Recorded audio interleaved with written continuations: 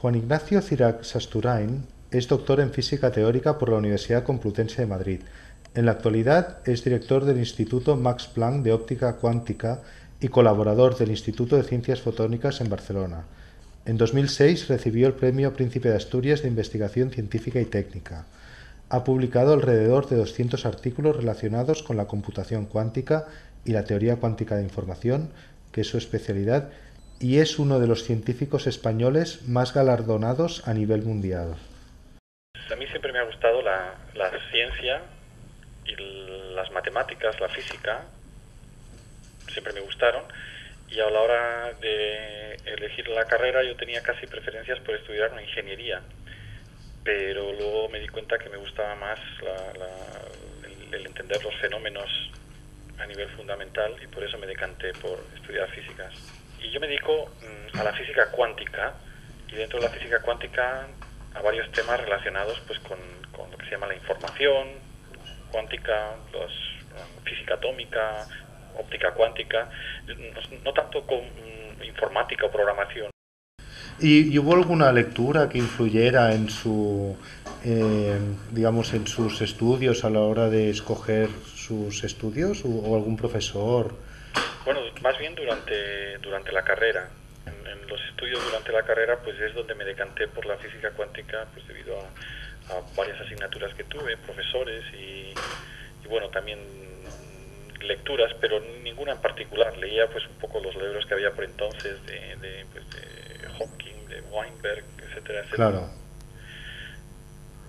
Pero yo creo que fue más bien estimulado por lo que fue las clases que tuve en la carrera. Claro, y por los propios fenómenos, la propia naturaleza, ¿no? Me imagino.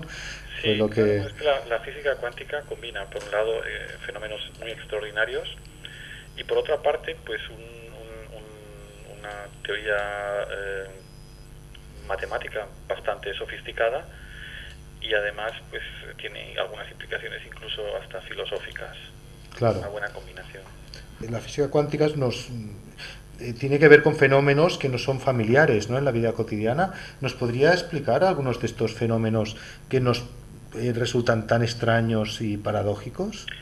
Sí, bueno, pues si uno coge un solo átomo o un solo electrón y lo tira, lo bombardea a algún blanco, pues parece en algunos experimentos que un solo átomo o un solo electrón haya pasado por dos sitios a la vez. Es decir, la vida de ese átomo se desdobla y es como si viviese en dos universos paralelos. En uno pasa por un sitio y en otro pasa por el otro. Y el hecho es que no hay forma de describir esos experimentos a menos que le haya pasado esto tan extraordinario al átomo. Eso es un ejemplo. Sí, bueno, esto de los universos paralelos era algo que yo le quería preguntar, porque esto resulta totalmente antiintuitivo para las personas Sí, normales. bueno, Y es que incluso resulta, bueno, es que parece que se multiplican las realidades de forma innecesaria. La realidad parece que es una, ¿no? O sea, realmente hay que pensar así, ¿no? Tenemos que pensar como si hubiera muchos universos. no, es una forma de explicarlo. Yo le podía hablar con el lenguaje de la física cuántica y explicarle pues que las propiedades no están definidas, que tienen superposiciones, etcétera, etcétera. Pero claro, eso no, o sea, a usted, si no es un físico cuántico, no le diría absolutamente nada. Claro, Sin embargo, existe una interpretación de la física cuántica que tiene, o sea, es más o menos opinable, pero es una interpretación que no es verificable, es decir, no podemos hacer un experimento que sepamos que la pueda falsificar, y esa explicación pues es bastante intuitiva, y es pensar que realmente esas partículas se dividen su vida en distintos universos. Por lo tanto es una forma de interpretar lo que se llaman superposiciones. claro. No, y es que yo esto lo he leído en un físico que se llama David Dodge, Sí, que David Deutsch lo él dijo está más muy allá. convencido de que realmente Sí. bueno, es la única lógica que tiene la física cuántica, ¿no? Que, Eso es que a la hora de explicar la física cuántica, uno, o sea, parte con cualquier teoría de una serie de axiomas, es decir, una serie de principios, y a partir de ellos construye toda la teoría. Entonces, hay gente a los que les gustaría ir más allá y entender esos axiomas, y darle una interpretación a la naturaleza en términos de esos axiomas. Y ahí es cuando existen varias tendencias, y una de ellas es la de los infinitos universos. Para mí son simplemente interpretaciones de la física cuántica, interpretaciones de estos axiomas de la física cuántica que no son experimentalmente verificables. Es decir, unos hechos experimentales tienen varias explicaciones y no hay ningún experimento que pueda distinguir entre esas explicaciones. Por lo tanto, es algo pues que va más allá de la física. Pero eso sí puede ayudar a entender, a interpretar las cosas, a que la gente lo entienda, pero eso no quiere decir que la realidad en definitiva tenga que ser así. Es un poco complicado lo que estoy diciendo, ya lo sé, pero es la forma en la que lo veo. Hay gente como David Deutsch que va más allá y dice, no, es que la realidad es así, estos infinitos universos realmente existen. Claro. Y no solo para esas partículas subatómicas, sino para nosotros también. Claro, y me parece que David Deutsch utiliza esto para explicar por qué por qué podrían ir tan rápido los ordenadores cuánticos, ¿no? Claro. Porque si una persona se desdobla en 10, pues hará 10 tareas a la vez, ¿no? Y eso lo explica de esta manera, ¿no? Exacto. Creo. Otra vez es lo mismo. Los ordenadores cuánticos, si uno estudia física cuántica, puede entender por qué funcionan con el lenguaje de la física cuántica, con los conceptos de la física cuántica, pero esos la gente que no esté trabajando no los entenderá. Sin embargo, si uno lo explica en términos de estos múltiples universos, si alguien se toma en serio o se cree esto de los múltiples universos, entonces es muy fácil entender por qué un ordenador cuántico funciona más rápido o mejor que un ordenador normal. Claro, o sea, como explicación tiene su fundamento, ¿no? Me imagino, esta interpretación. Sí, es una interpretación que es muy útil para poder entender y para poder explicar algunos de los fenómenos, pero eso no quiere decir que la realidad sea así. Claro. O sea, que esos infinitos universos existan. De hecho, existen otras interpretaciones que no requieren el uso de los infinitos universos, sino que requieren el uso, pues lo que llamamos intercambio de información, más positivistas, etcétera, etcétera. Existen varias interpretaciones de la física cuántica. Todas ellas son razonables porque, como digo, no se pueden distinguir con un experimento. Es decir, no se puede diseñar un experimento que me diga que la interpretación de los múltiples universos es falsa. O por lo menos no sabemos cómo hacer eso. Claro. Entonces, claro, si no es falsificable, pues tampoco es opinable. Claro, claro. No, y aparte a mí me parece que es para hacer comprensible la física cuántica se sacrifica la realidad. Bueno, pero es que tenga usted en cuenta que la física cuántica requiere un cambio de nuestra visión de la naturaleza muy drástico.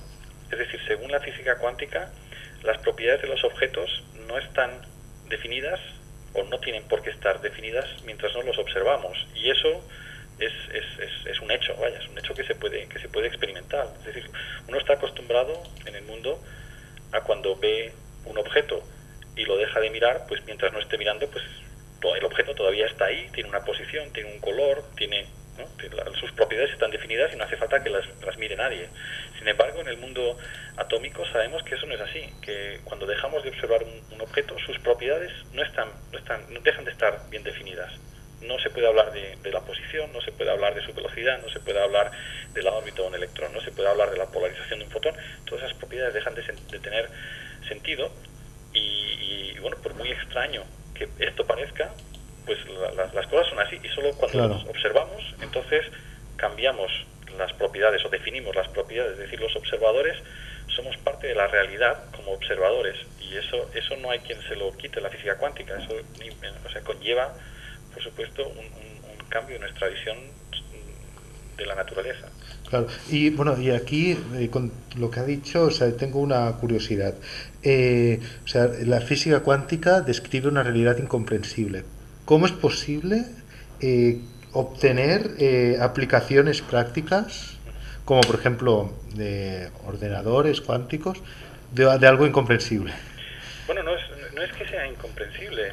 No, porque es que, bueno, Richard Feynman, él lo decía, ¿no? Que quien dice que lo entiende es que no entiende la física cuántica, ¿no? O sea, él se refería, ¿qué es entender? Simplemente entender es comparar, hacer una analogía con algo a lo que estamos acostumbrados. Es decir, si a nosotros nos dicen, ¿entiendes por qué las cosas se caen? Pues sí, ¿no? Porque estamos acostumbrados a ver que se caen, ¿no? pero Sí. eso no quiere decir que se entienda, no lleva más allá. Entonces lo que le pasa a la física cuántica, no la podemos entender en términos de las cosas que estamos acostumbrados a ver, porque esas cosas no las vemos, y eso es lo que se refería a él. Claro.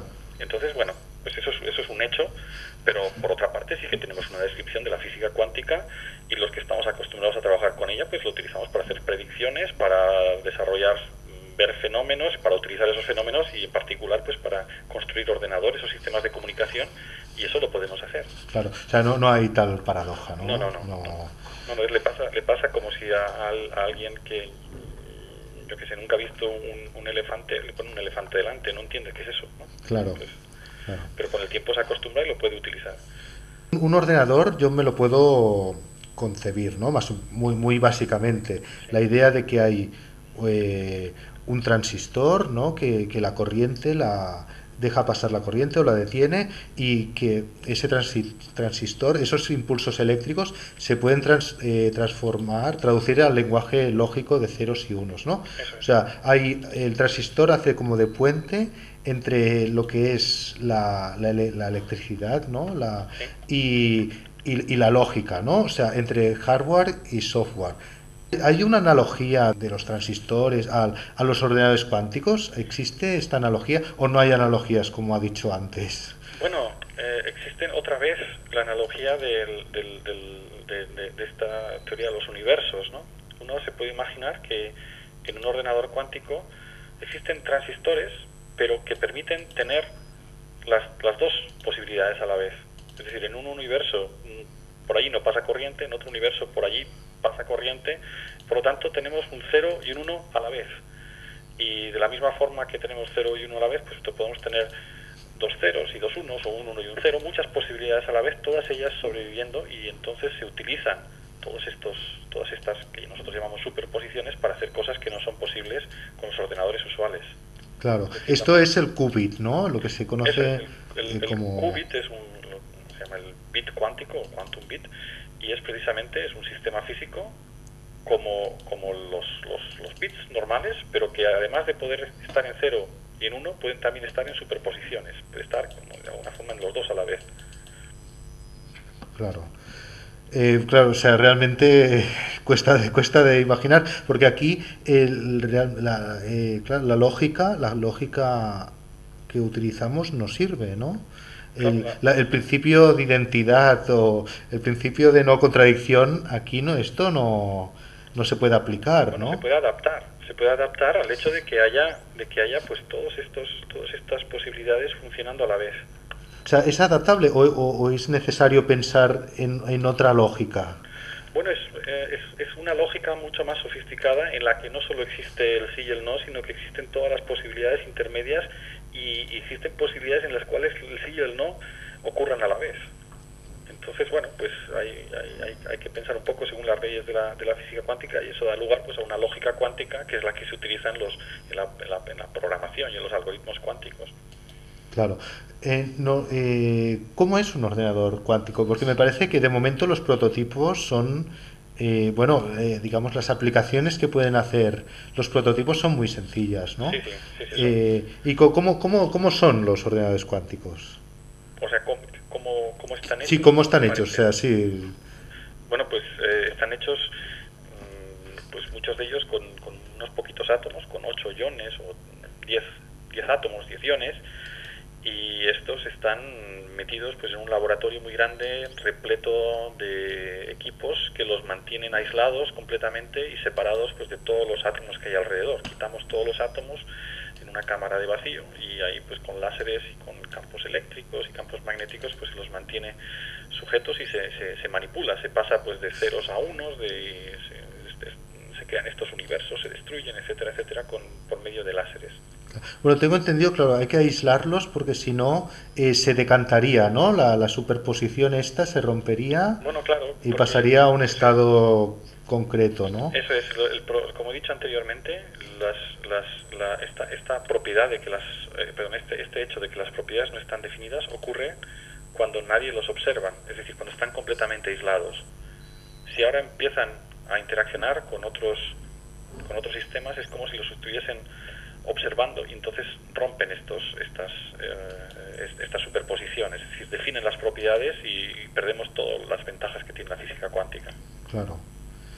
Y bueno, se puede llegar a pensar que tendremos ordenadores cuánticos en las casas, como... Pues la verdad es que no sé si esa sería su mayor utilidad, porque los ordenadores que tenemos en la casa ya son más potentes que Claro. los que necesitamos por las tareas domésticas. O sea, ¿es concebible instalar un Word para un procesador de textos con un ordenador De cuántico? momento yo creo que no tiene sentido. No tiene sentido, De ¿no? momento no. Porque ¿cuál es la...? Bueno, yo lo que tengo entendido es que la utilidad principal de momento sería de cara a la encriptación, ¿no? Bueno, tienen todo lo que sean cálculos muy grandes. Nosotros o sea, los ordenadores que tenemos en casa los queremos para jugar, para hacer declaraciones de la renta, para, no sé, mirar a internet, para buscar, y esos con los ordenadores que tenemos hoy en día pues ya son lo suficientemente rápidos como para cubrir nuestras necesidades. Un ordenador cuántico sería un ordenador para hacer cálculos enormes. Ahora nos sabrán que existen centros computacionales por el mundo que hacen cálculos enormes para predecir el clima Sí, me parece que en España hay una red, ¿no? De bueno, en España, grandes... por ejemplo, tienen el Mare Nostrum en Barcelona, que Sí. es un ordenador, un superordenador. Bueno, pues esos son previsiblemente los cálculos que un ordenador cuántico podría hacer de una manera más eficiente y para los cuales pues sería muy Claro. útil. Claro. Bueno, también, bueno, lo tengo entendido que bueno, esto referente a la encriptación, con los ordenadores cuánticos se podría romper toda la seguridad, digamos, del sistema de interconexión bancario de entre países, ¿no? Se podría Eso es, acceder a todos los secretos. eso es. ¿Se puede recuperar la noción de seguridad? Si Sí, alguien llega a crear un ordenador cuántico capaz de hacer eso, ¿se podría recuperar un sistema, se podría volver a construir un sistema seguro en este sí, sí. De sentido? hecho, la física cuántica también permite un protocolo criptográfico, es decir, una forma de hacer comunicación que es segura, completamente segura, incluso aunque tuviésemos un ordenador cuántico, pues no seríamos capaces de codificarla, de atacarla. Es decir, que por un lado los ordenadores cuánticos podrían descifrar los métodos clásicos de criptografía, pero existe un método cuántico de criptografía que no se podía atacar. Claro. O sea, si ese lo conociera todo el mundo, bueno, volvería a ver eso, un sistema seguro, ¿no? De Eso es, comunicación seguro. eso es. Pero bueno, el peligro aquí es que una persona o un país lograra avanzarse al resto y aprovecharse. Yo no sé si esto es ciencia ficción o se puede contemplar este peligro. Bueno, por el momento, por todos los conocimientos que hemos adquirido, sabemos que es muy complicado y tardará muchos años en poderse construir un ordenador cuántico que pueda descifrar mensajes secretos. Ahora, dentro de 10, 20 o 30 años, no lo sé, a lo mejor se puede construir, pero de momento estamos todavía muy lejos. Claro. Y entonces la idea de que puedan suponer una revolución tecnológica, como han sido los ordenadores convencionales, ¿eso se puede pensar? Bueno, claro, la física cuántica, estas leyes extraordinarias de la física cuántica que he mencionado anteriormente, son extraordinarias y bueno, pues pueden lugar a aplicaciones también extraordinarias, dar lugar a aplicaciones extraordinarias. Esto es un poco la idea, que cada vez que descubrimos nuevas leyes de la naturaleza o que podemos utilizarlas, pues vienen aplicaciones de lo más importantes, ¿no? En nuestro caso, pues la mayoría de las aplicaciones importantes están todavía por descubrir, porque acabamos de tener acceso a la física cuántica, a poder dominar el mundo microscópico, pero lo que sí que sabemos es que en el campo de la comunicación, de la computación, seguro que habría aplicaciones, pero yo estoy seguro de que también las habrá en otros campos, lo que pasa que todavía no sabemos cuáles. Claro. Bien, bueno, otro campo que me parece que usted ha trabajado es en el de la teleportación. ¿En qué consiste la teleportación? Bueno, la teleportación cuántica, o el teletransporte cuántico se suele llamar, consiste en hacer que las propiedades de un objeto desaparezcan de un sitio y aparezcan en otro sitio distinto. ¿De forma instantánea De esto? forma más o menos instantánea, sí. Y ignorando la distancia que haya entre estos dos Eso es, no sitios. pasa la información, o sea, las propiedades no es ni más ni menos que información que posee un objeto, desaparecen de ese objeto y aparecen en otro objeto. Y no pasan por ningún sitio, eso es lo que es interesante. Es decir, que uno podría poner una pared por en medio para que no pase ninguna señal física y aún así se podría teletransportar a través de la pared porque no pasa nada de un sitio a otro. Y entonces, ¿qué es lo que está qué es lo que se transporta? La información, La digamos. información. Es decir, si uno pudiese tener uno de estos qubits, por ejemplo, pues en el estado 0 o en el 1 o en una superposición, y tiene otro qubit en otro lugar, pues desaparece la información, la superposición desaparece de un qubit y aparece en el otro. Y entonces, bueno, Einstein decía, bueno, que bueno, el límite, que hay límites físicos, ¿no? De velocidad. Sí, sí. Entonces aquí está la relatividad equivocada en este No. sentido. Por eso he dicho que más o menos. O sea, realmente si uno va sobre todo el protocolo de teletransporte, se ve que es necesario para poder conseguir la información en el otro lado, que pase un tiempo proporcional a la distancia. Es decir, no hay ninguna violación de la teoría de la relatividad, Vale. o de lo que es la causalidad. O sea, desaparece un sitio, pero para poder recuperarla en el otro sitio hay que esperar un poco. Y bueno, entonces aquí, claro, otra vez tocamos un poco de cerca la ciencia ficción, porque se podría pensar que las personas se lleguen a teletransportar Pues no, la verdad es que no. O sea, el teletransporte cuántico no permite el transporte de materia, de personas o de objetos. Solo transporta información. Entonces es algo distinto. Vale. O sea, el teletransporte que está en las películas de ciencia ficción sí, esto no es tiene el que nada. con el que nosotros trabajamos. Claro. Bueno, entonces, bueno, sobre la... bueno, entonces, una de las cosas que me ha dicho, o sea, que usted trabaja sobre todo con temas de información, de la teoría de la información cuántica. Yo no sé si nos podría explicar en qué está trabajando ahora sobre estas cuestiones. Sí, bueno, pues ahora una de las cosas que hacemos, por ejemplo, es trabajar en redes cuánticas de información. Y es de la misma forma pues que existen redes telefónicas para comunicarnos los unos con los otros, pues estamos diseñados redes para comunicarnos utilizando la física cuántica. Entonces, bueno, pues aparecen ahí unos fenómenos extraordinarios, se puede hacer, o sea, se obtienen muchas ventajas con respecto a las que existen en las comunicaciones usuales. Ese es uno de los trabajos que estamos haciendo. Y otros trabajos, bueno, pues estamos buscando otros sistemas físicos con los cuales construir ordenadores cuánticos. Ahora estamos pensando en hacer algo con electrones, pues cómo se pueden dominar el mundo de los electrones y hacer que interaccionen los unos con los otros de tal forma que puedan realizarse computaciones con ellos. Estamos mirando también lo que se llaman simuladores cuánticos, que es como dominar el mundo microscópico para poder hacer simulaciones de materiales que no sabemos hacer con ordenadores normales. Son algunos de los temas en los que nos estamos concentrando. Muy bien. Bueno, luego ahora le quería hacer algunas cuestiones entran más dentro del campo de la especulación y bueno, referidas con algunos aspectos que usted ha comentado. Por ejemplo, ha dicho que para que se concrete un estado cuántico, bueno, hay que percibirlo, ¿no? Hay que ser consciente de ese estado para que se decante por una posición u otra, ¿no? Bueno, Esa es un poco la idea, sí. Entonces, o sea, aquí interviene en cierta manera la conciencia, ¿no? Entonces, la pregunta que le quería hacer es si para entender la conciencia, ¿usted cree que es necesario tener en cuenta... ¿La conciencia o la consciencia? Porque es distinto. Bueno, la conciencia, sí, la conciencia.